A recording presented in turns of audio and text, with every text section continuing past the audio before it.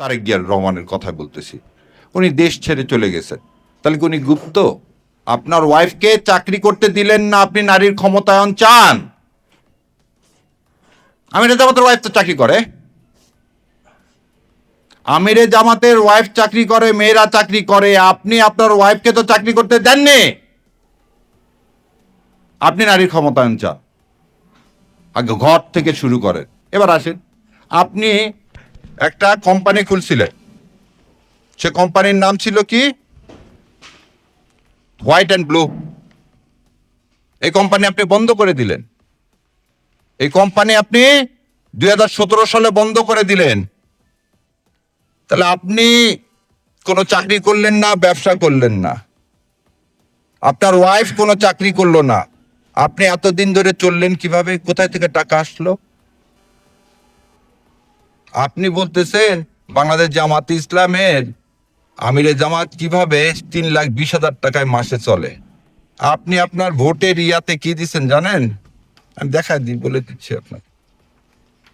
আপনি যাকে নেতা নির্বাচন করতেছেন সে বলছে তার মাসিক ইনকাম হচ্ছে, বাৎসরিক ইনকাম একক দশক শতক হাজার লক্ষ 6,76,353 টাকা। 1 পাউন্ড সমান 170 টাকা। 6 লাখকে যদি আপনি 170 টাকায় ভাগ দেন, কত পাউন্ড আসে? 3,000 পাউন্ড। 3,000 পাউন্ডকে আপনি যদি 12 দিয়ে ভাগ দেন, কত আসে? 400 পাউন্ড। 400 পাউন্ড লাগে খালি একটা রেলের টিকিটের দাম। তারপরে খাইলেন কি বাতাস থেকে?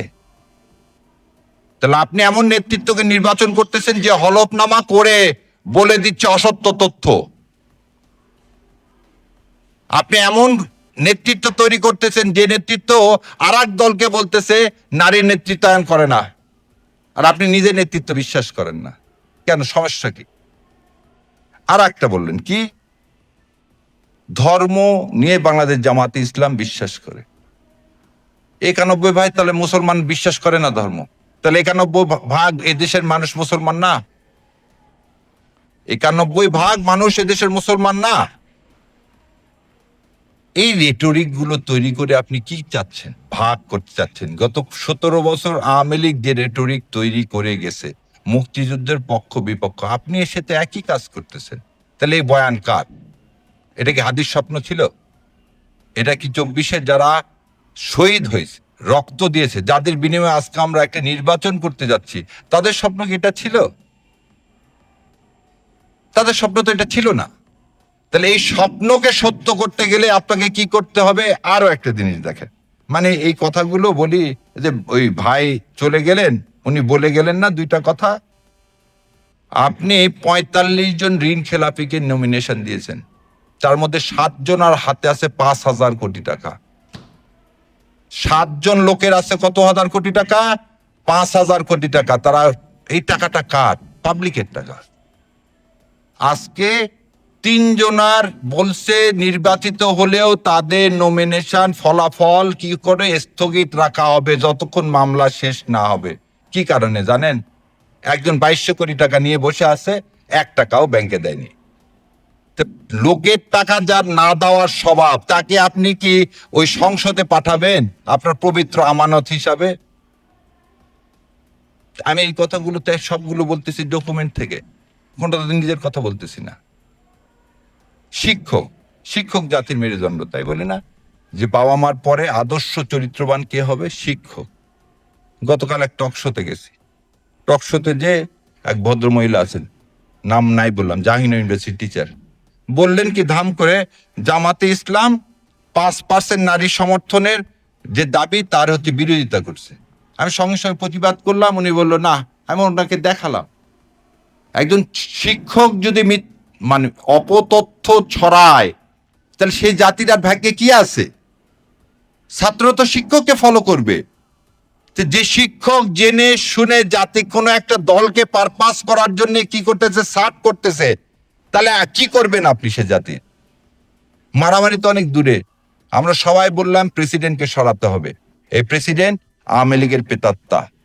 বিএনপি বললো না, সরানো যাবে না, কনস্টিটিউশন, এই যে কনস্টিটিউশন, একটু আগে ভাই বললেন কনস্টিটিউশন। আমরা বলছি এই কনস্টিটিউশন 72-এর কনস্টিটিউশন, এই কনস্টিটিউশনের সাথে আমাদের কোনো সম্পর্ক নাই। একটা বিপ্লবের পরে কনস্টিটিউশন আমরা ছুঁড়ে ফেলে দিয়েছি। ওনারা কি বললেন, না কনস্টিটিউশন রাখতে হবে। আচ্ছা রাখো। আজকে যখন একটু আগে যে হ্যাক করা আর ফিশিং লিঙ্ক দুইটার মধ্যে একটু পার্থক্য আছে। এটা হচ্ছে জ্ঞানীর হচ্ছে জ্ঞান পাপি। ফিশিং লিঙ্ক মানে কি জানেন? আপনাকে একটা ইমেল দেওয়া হবে, সেই ইমেলটা যদি খুলছেন আপনি বুঝতে পারবেন না আপনার ফোনের মধ্যে আর একজন কি হয়ে যাচ্ছে, আর অ্যাক্সেস দেওয়া হয়ে গেল আপনাকে। সে তখন আপনার ওখান থেকে যা ইচ্ছা তাই করতে পারবে। এটাকে বলে ফিশিং লিঙ্ক। আর হ্যাক করা মানে আমার ফোন ইন্ডিয়া থেকে হ্যাক করছে, আমি সারাদিন চালাতে পারিনি, দ্যাট ইজ কল হ্যাক। তখন আমার ইমেলে আসছে তোমার এখানে এই ক্ষেত্রে লক করার চেষ্টা করা হচ্ছে। ওই যে 2 টাইম বলেন আর 3 টাইম বলেন। কালকে সময় টিভিতে আমাকে বলতেছিল যে কিভাবে এত তাড়াতাড়ি হলো। সময় টিভি নিজে ইউটিউব ব্লক হয়ে গেছিল, 10 মিনিটের মধ্যে রিকভারি করছে। আর ওখানে উপস্থাপক সুন্দর মতো ওটা চেপে যে। তার মানে কি, ইসলামের পক্ষে আপনি মিডিয়া, ইসলামের পক্ষে শিক্ষক, ইসলামের পক্ষে রাজনীতিবিদ, ইসলামের বিপক্ষে কে? পুরা ইনস্টিটিউশন। একজন রাষ্ট্রপতির ওখান থেকে একজন লোক কিভাবে ফিশিং লিঙ্ক তার ইমেল থেকে পাঠায়। এবার আর একটা দেখো অপতথ্য, একটু আগে যে বড় ভাই বলে, উনি তো ডাক্তার মানুষ, বললেন আওয়ামী লীগ আর যাই করুক জিয়াউর রহমানকে নিয়ে কোনো বাজে কথা বলেননি। এই কনস্টিটিউশনের মধ্যে বলে দিছে, জাতির পিতা, আমি পড়ে দিচ্ছি 77 নম্বর পাতায়, জাতির পিতা বঙ্গবন্ধু শেখ মুজিবুর রহমান স্বাধীনতার ঘোষণা, পঞ্চদশ সংশোধনের মাধ্যমে হঠাৎ করে তাদের কাছে আওয়ামী লীগ ভালো হয়ে গেল জামাত ছাড়া। আর জামাত ইসলামে কি বলছে? রিভলভ করা মানে কি? কর্নেল ওলি বলছে যে আমি প্রথম হচ্ছে রিভল্ট করছি, জনসভায় বললেন। রিভল্টটা স্বাধীনতার ঘোষণা এক। একজন বলছিল স্বাধীনতা মানে শেখ মুজিব, এখন আপনার নতুন আর এক ইয়া নিয়ে আসছেন, দুদিন পর শুনতে পারবো স্বাধীনতা মানে আর একজন।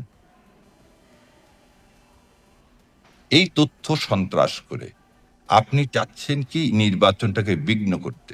এবং কেন আমার মা বোনকে আপনি আক্রমণ করতে চাচ্ছেন? কেন আক্রমণ করতে চাচ্ছেন?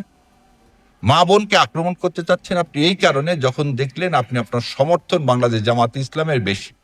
সো আপনাকে যদি ভালো ইলেকশন করতে হয় ভাই, তাহলে প্রথম সহনশীলতা, বয়ান তৈরি করা বন্ধ করেন, সহনশীল হন। বাংলাদেশ জামাত ইসলাম কোনো বয়ান তৈরি করেনি। আর আপনার একদিকে একটু আগে বললেন না 4 দলীয় জোটের, যেমন বলতেছে মেয়েদের প্রার্থী, আপনারা আপনাদের জোটের মেয়ে প্রার্থী দিচ্ছেন, জামাত ইসলাম জোটেও মেয়ে প্রার্থী দিচ্ছেন। হঠাৎ করে কেন আপনাদের মনে হলো যে জামাত ইসলাম মেয়ে প্রার্থী দেয়নি? এনসিপির মেয়েরা তাহলে মেয়ে না? জোটবদ্ধ হয়ে তো রাজনীতি এবারে হচ্ছে ভোট। তাহলে 11 দলীয় জোট কি মেয়ে প্রার্থী দেয়নি? এই মিথ্যাচারের ইয়াটা কি? শেরপুর বললেন কি সামনে বসা নিয়ে। আচ্ছা ধরে নিলাম জামাতের সবাই খারাপ, সামনে এসে টুপি পরে বসে যায়, তুমি পিছনে বসলে কি সমস্যা? তোমাকে ফজরের নামাজ পড়তে মানা করছে কে? ফজরের নামাজ পড়ে আসনি কেন? ও আমি ফজরের নামাজ পড়ে আসবো, এটা আমার অপরাধ। আমি ঘুম থেকে উঠবো 12টার সময়, তারপরে আমি আসবো ওখানে, আর আমার জন্য জায়গা ছেড়ে দিতে হবে।